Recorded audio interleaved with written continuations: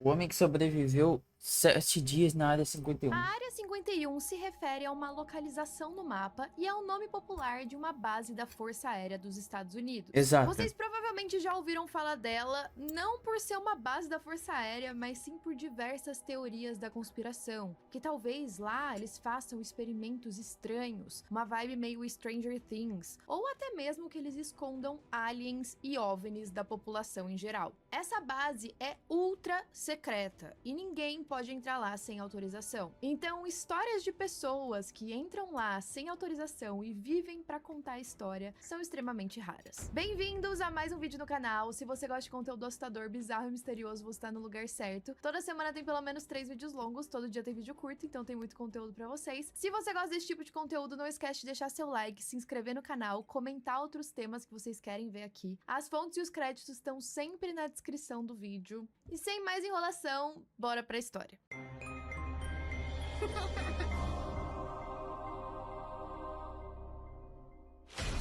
A Área 51 fica mais ou menos na localização do Lago Groom, que é um lago bem seco no deserto e fica a cerca de 135 quilômetros ao norte de Las Vegas. Como eu mencionei, o que se passa lá dentro é extremamente secreto. Várias pessoas que tentam entrar lá, ou até mesmo turistas curiosos, são mantidos afastados do local por diversas placas avisando para manter a distância. Além de, é claro, eles terem muita vigilância eletrônica e diversos guardas armados. Também é ilegal você sobrevoar a Área 51, só que agora o local é visível através de imagens de satélite. A instalação fica próxima a duas outras instalações militares restritas. Uma delas é o local de testes de Nevada, onde várias armas nucleares dos Estados Unidos foram testadas dos anos 50 aos anos 90, e também os campos de teste e treinamento de Nevada. Toda essa região que cobre a Área 51 tem cerca de 2,9 milhões de acres Nossa, de terra. Então é gigantesco. uma área bem grande, mas a maioria das operações acontece no subterrâneo. De acordo com os militares dos Estados Unidos, a área representa um espaço de batalha flexível, realista e multidimensional para conduzir testes de desenvolvimento de táticas e treinamento avançado. A Área 51 foi inaugurada em 1955, mas a existência dela só foi reconhecida oficialmente pela CIA em 2013, ou seja, foi agora. 4 meses depois dessa divulgação da CIA, o presidente Obama foi o primeiro presidente dos Estados Unidos a se referir à área. Hoje a gente acredita que cerca de 1.500 pessoas trabalhem lá. Muitas delas viajam diariamente de Las Pouco. Vegas para lá, então elas moram em Las Vegas, vão trabalhar na Área 51 e voltam. E é claro que também existem pessoas que trabalharam na Área 51 e vieram a público falar de vários segredos e coisas estranhas que eles viram lá dentro. Mas esse talvez seja tema para um outro vídeo. É claro que muitas pessoas já tentaram se infiltrar lá dentro, mas nenhuma delas tinha conseguido com sucesso, muito menos ficar 7 dias lá. O Jerry Freeman era arqueólogo e Impossível. explorador, além de ser antropólogo. Em abril de 1997, com 55 anos, ele decidiu que ia entrar nessa missão. Só que o objetivo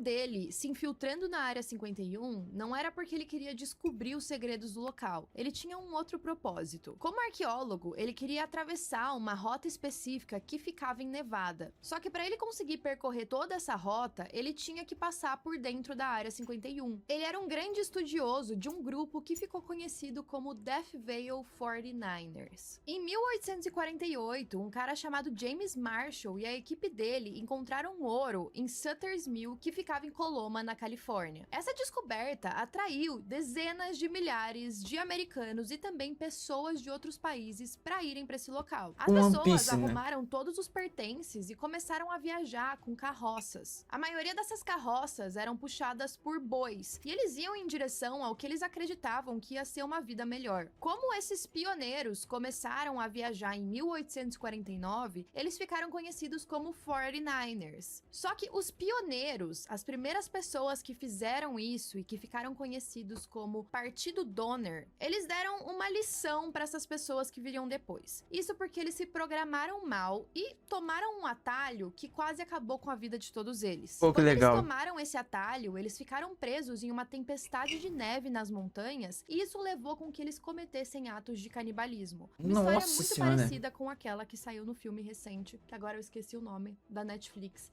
daqueles caras que o avião avião caiu e ficaram em cima da montanha de neve. E aí a galera Sociedade de na 49 neve. aprendeu a lição. Eles falaram, bom, não vamos por esse lado, porque pode acontecer a mesma coisa com a gente. E aí eles optaram por seguir um outro caminho conhecido como Corte de Hastings. Só que eles atingiram aquela região em uma época muito tarde do ano para que eles conseguissem atravessar de forma segura. E aí eles estavam ouvindo uma fofoca que alguns grupos estavam optando em ir por uma antiga rota espanhola. Essa rota teria um caminho mais quente, uma rota mais estável e supostamente teria um caminho mais seguro mesmo no inverno. O guia de uma dessas expedições se chamava Jefferson Hunt. Ele já tinha feito a viagem por aquela rota com sucesso antes. Só que no meio do caminho, ele decidiu pegar um atalho que para ele não era muito familiar. Ou seja, uma má ideia, ainda mais sabendo que o caminho que ele fazia de costume tinha dado certo. E aí quando eles tomaram esse atalho, deu tudo errado. Eles estavam no meio do deserto e não encontravam água, então eles precisaram voltar pro caminho anterior. Pô, que legal. Só que esse erro fez com que eles perdessem 7 dias de suprimentos. Mesmo com esse primeiro erro, que atrasou demais aquele 7 grupo, dias? eles decidiram de novo tomar um novo atalho. Só que é claro que algumas pessoas acharam que o atalho novo seria uma boa ideia e outras pessoas não. Então essa foi a primeira Dividido. ruptura do grupo. Até porque aquele atalho parecia bom demais pra ser verdade. E é claro que era mesmo. Esse grupo que tomou o atalho chegou em um cânion, que era impossível atravessar com uma carroça. De novo, o grupo decidiu se separar. Alguns decidiram continuar pelo cânion e depois de alguns dias, eles conseguiram encontrar um caminho que fazia a volta por ele. Foi aí que eles chegaram em um lago que se chamava Papoose, onde hoje é a Área 51. Pra mim, não ficou muito claro se já naquela época o lago estava seco, mas o fato é que uma parte do grupo estava desesperada por água e sugeriu que eles voltassem para as montanhas de neve, porque pelo menos lá eles iam conseguir encontrar água para beber. No caminho, eles foram salvos da sede com uma tempestade de neve. Os dois grupos que tinham se separado por último, eventualmente acabaram se encontrando de novo. Isso aconteceu no Natal de 49, e já fazia 2 meses que esses grupos estavam viajando. As carroças já estavam em mau estado e os bois estavam muito fracos. E é claro que todo mundo já estava muito cansado e desanimado. Então muitos deixaram as carroças para trás, para seguir a pé. Tiveram 2 homens também que se ofereceram em Também imagina tu puxar uma carroça dessa na neve.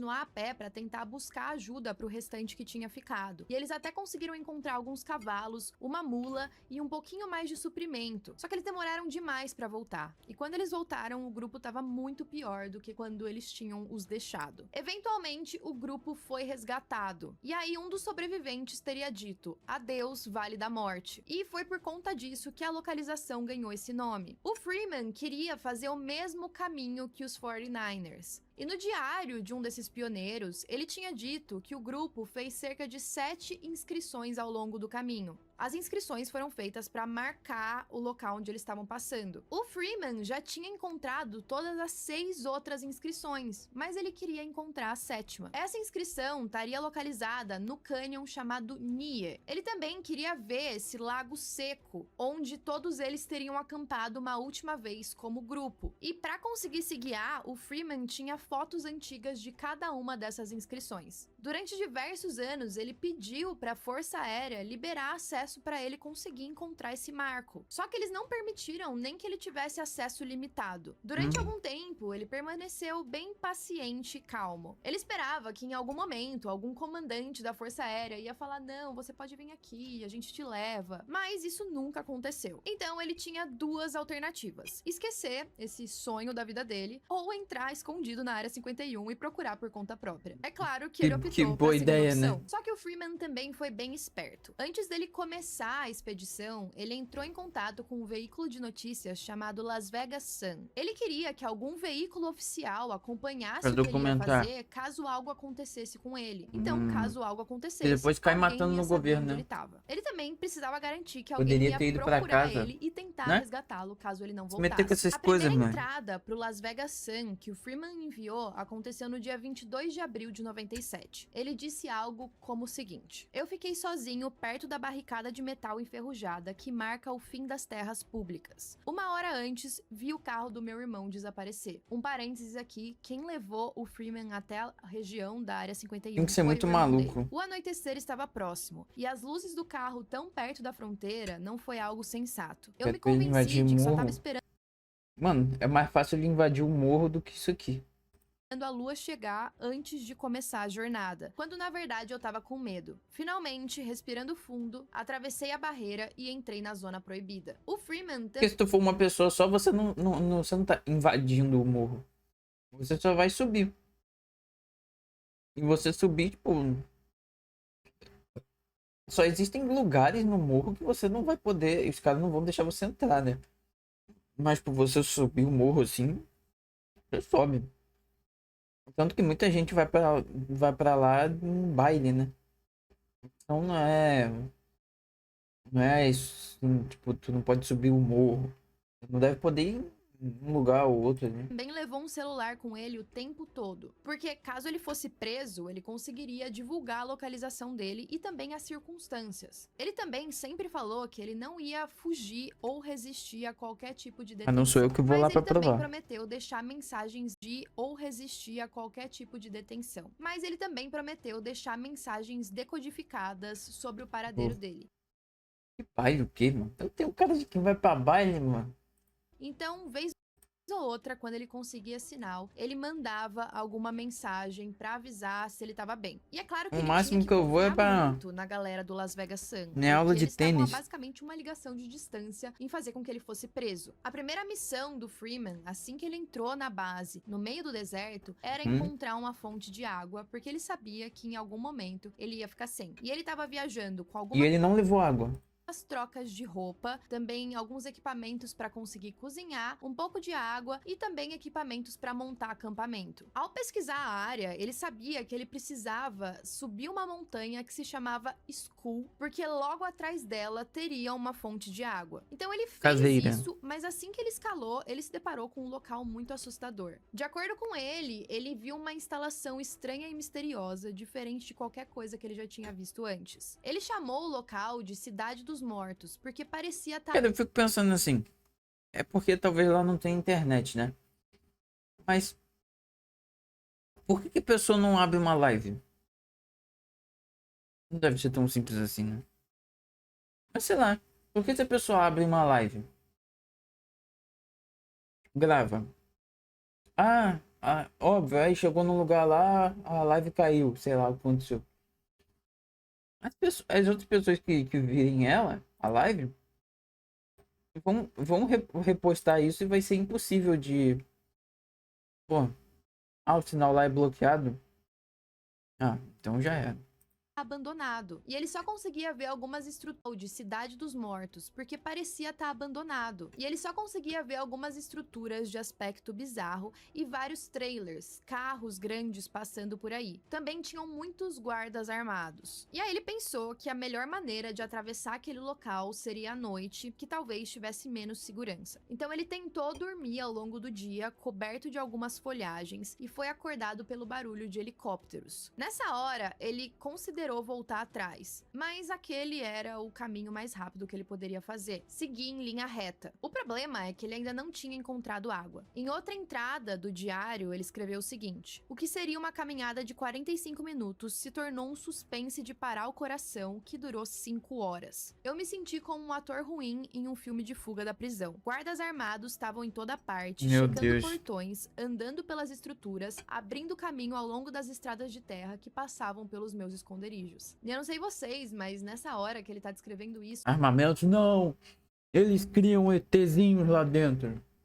me pareceu muito uma cena de videogame, quando você tem que passar por um prédio armado e descobrir jeitos de ficar escondido. E GTA aí San ele notou Andreas. que um dos prédios tinham mais guardas do que o outro. Era um bloco cercado por grades de corrente e só tinha uma janela muito alta, alta a ponto dele não conseguir ver o que tinha lá dentro. Mas essa janela estava emitindo uma luz radiante e pulsante. É claro que não era para isso que ele estava ali, para investigar o que tinha dentro do prédio. Então ele só foi seguindo aqueles locais até entrar em uma clareira. Essa clareira tinha uma barricada que estava barrando a entrada para a extremidade norte do complexo. Essa barricada estava acesa como, de acordo com ele, uma árvore de Natal. E também tinha um barulho que ficava cada vez mais alto à medida em que ele se aproximava. Esse barulho estava vindo de uma fonte de energia pesada. Era muito grande, movida a gasolina e estava se movendo em sentido horário. Ela também tinha várias luzes que ficavam estavam piscando. Então ele imaginou que assim que aquela estrutura pegasse ele, ela ia emitir algum tipo Ia matar de ele. alarme. Então ele tinha que esperar os movimentos dessa estrutura para conseguir passar. E aí quando ele finalmente conseguiu, ele se deparou com uma placa que dizia o seguinte: proibido ultrapassar. Os infratores serão processados. Área de exclusão de câmeras, apenas pessoal autorizado, sem armas, celulares, câmeras ou binóculos. Por ordem da corporação LANLL. Essa corporação é, na verdade, o Los Alamos National Laboratory, Não mais conheço. conhecido por ter tido um papel central na elaboração do projeto da bomba atômica. E Pô, hoje então é tá, uma das então não é pouca maiores coisa. e mais avançadas instituições científicas do mundo. Durante o projeto Manhattan, o Los Alamos hospedou milhares de funcionários, incluindo vários cientistas que ganharam um prêmio Nobel. A localização desse local era ultramente secreta. O único endereço que tinha para correspondência era uma caixa postal número 1663 em Santa Fé, Novo México. Então ele sabia que ele estava num local bem secreto. 2 dias depois, por volta das 3 horas da manhã, foi quando Freeman conseguiu abrigo na mesma cabana que salvou a vida daqueles mineiros 49ers no Vale da Morte. Então eu acredito que já tenha sido uma grande conquista para ele ter encontrado esse local. Ele também encontrou uma fonte de água onde ele conseguiu encher os cantis dele. É, porque se existe a área 51, existem outras 50 áreas, né? Nessa hora, ele decidiu viajar durante o dia mesmo, porque ele achou que ele já estava passando muito tempo dentro dessa região. Foi aí que ele se deparou com uma nova placa que dizia: perigo, área de cratera em potencial, mantenha distância. E aí ele percebeu que ele tinha chegado no local de antigos testes de bombas atômicas. E era lá que uma instituição nuclear subterrânea existia. E aí ele seguiu em uma região chamada de Inferno de Plutônio. Ele sabia que nenhum guarda ia estar presente nessa região perigosa. A área não tinha nenhuma vegetação, só areia. E aí ele decidiu pegar algumas pedras pesadas e jogar nessa areia para ver o que acontecia. E ele disse que elas desapareceram sem deixar vestígios. Jetpack. No terceiro dia, ele encontrou acomodação em um navio abandonado. Na verdade, era do tamanho de um barco de pesca. E depois ele entrou no campo de artilharia de bombardeio da base aérea de Nellis. Nesse momento, ele disse que ficou arrepiado. De acordo com ele, essa região... Esse lugar aí é fácil, já tem imagem. Eu quero ver alguém ir nesse aqui, ó. Esse lago aqui. Quero ver. Não tem nem foto dele hoje em dia. Olha lá. Você pesquisa, a única foto que tem é essa foto aqui de 1900 e sei lá quando. Por quê? Porque esse lago aqui, ele foi depósito de lixo radioativo por sei lá quantos anos. Aqui, ó, 30 ou 40 anos. E aí a água desse rio secou e fez uma bomba de radiação por sei lá quantos quilômetros. E hoje em dia, aqui, ó, 2.400 quilômetros quadrados. Ou seja, um lugar bem extenso. E é uma radiação que tá lá hoje, até hoje, assim. E mata deve aparecer aqui. Mas, tipo assim, mata uma pessoa em 1 hora. Se você aparecer lá em 1 hora, tu tá morto. Então, esse lugar aqui, hoje em dia, ele é, entre aspas, secreto, né? Porque ninguém, né, consegue voltar se aparecer lá, porque morre. Então, você vê que não tem foto, só tem foto dele antigamente. Assim, pá. Então, ele, entre aspas, é secreto. Tinha a coleção lendária de espaçonaves alienígenas da Força Aérea, armazenadas abaixo da costa alcalina do Lago Papuz, e também um reino ultra secreto e cheio de sensores subterrâneos que detectariam imediatamente a presença de intrusos. De acordo com uma Mas das o lago era bem entradas no bonito diário mesmo. do Freeman, ele disse que se alguém fosse bobo de continuar por ali, a pessoa teria certeza de um passaporte para o esquecimento. Ou seja, a pessoa simplesmente desapareceria misteriosamente. Nesse local, o telefone dele também perdeu o sinal. Ele só conseguia sinal se ele fosse no topo das montanhazinhas. Ninguém tem foto do meu quarto? Sua mãe tem, provavelmente. E aí ele percebeu que ele estava em um local extremamente perigoso. Então ele E aproveitou também, com certeza, alguém já foi fazer um serviço na sua casa e teve que ir no teu quarto. pra mandar uma mensagem pro irmão. Ele também conseguiu falar com a esposa, disse pra ela que a amava, e ele também avisou que ele tava bem. E foi no dia seguinte que ele encontrou o local Pior que daquele não, antigo você lago que que pensa. hoje tava seco. Era ali também que tinha o cânion que teria a 7ª inscrição. Só que conforme ele olhava para aquele cânion, ele percebeu que encontrar a inscrição ali era como procurar uma agulha em um palheiro. É. Imagina você ficar olhando para a parede do cânion tentando encontrar o local exato de onde eles tinham deixado uma inscrição. Além disso, ele Aí, já tava teve com reforma, viu? pouquíssima água. Se ele tivesse com mais, ele conseguiria ficar mais um dia. Mas ele sabia que aquele era o momento de começar a viagem da volta, até porque seria uma longa viagem. Apesar de estar decepcionado de não encontrar a inscrição, a viagem não tinha sido em vão. Ele encontrou no chão a ferradura antiga de um boi, e para ele, até onde ele tinha pesquisado,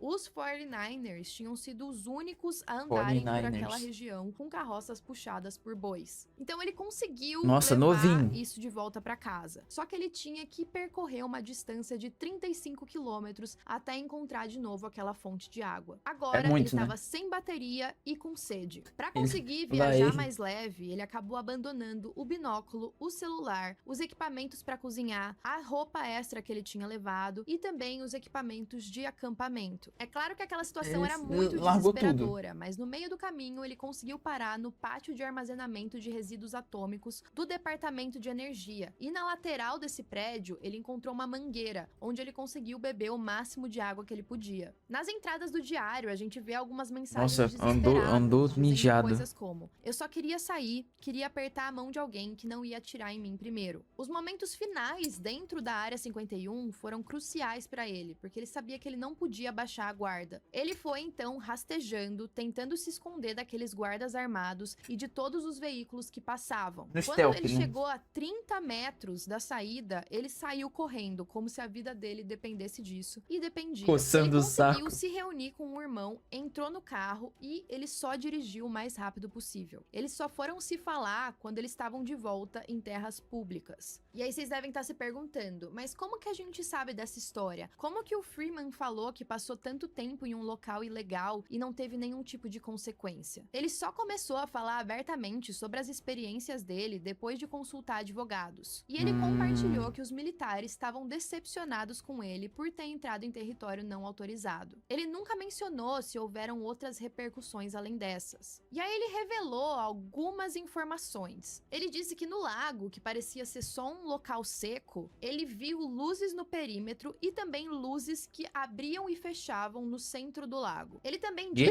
ter sentido vibrações quando ele estava almoçando ali perto. E ele sabia que ele não estava imaginando essas vibrações, porque ele estava vendo a areia caindo e se mexendo também. Ele Aí, ó, o cara, ele viu coisas do... Ele viu características da área 51 e tá vivo. Agora, vai você tentar compartilhar algo que ajude na cura do câncer. Ó, você amanhece... Você no dia seguinte, curiosamente, você vai ter ali caído de um penhasco numa aventura que você foi fazer, né? Você vai ter, pô, uma fatalidade vai acontecer com você ali, que você se engasgou com um osso de frango, né? Infelizmente, coitado. achou até que fosse um terremoto, durou cerca de 2 minutos. Mas ele imaginou que eles só estavam testando alguma coisa no subterrâneo. O Freeman faleceu de câncer de próstata em 2001, apesar de em 97 ele já Caraca, foi só, porra, foi só falar da cura do câncer que o cara morreu de câncer, velho. ter falado Que que língua. aquele câncer estava em remissão. O Freeman também diz que só fotografou aspectos geográficos nessa caminhada. E ele acredita que ele não tenha fotografado nada que mostre assuntos classificados que poderiam prejudicar o governo. Ele até mostrou alguns vídeos para pessoas interessadas de como teria sido essa caminhada. Então nada indica cura? que ele Cura tenha não pegado existe, né? alguma coisa suspeita, mas essas luzes que ele descreveu geraram bastante polêmica, principalmente com algumas pessoas que pararam de trabalhar trabalhar na Área 51 e alegam coisas estranhas e naves estranhas que eles possam estar testando ali. Enfim, eu achei esse caso bem curioso, quero saber a opinião de vocês. Vocês teriam coragem de se infiltrar em um local assim? Eu com certeza não. E com certeza eu seria capturada nos primeiros 2 minutos, mas Ah, eu enfim. também. Comentem aí o que vocês acharam e até a próxima. Eu não sei jogar stealth nem em jogos online. Quem dirá em jogos online não, em jogos modo história. Quem dirá na vida real. Hum. E aí, vocês iriam na área 51? Eu não. Prefiro ficar em casa mesmo, que é fresquinho.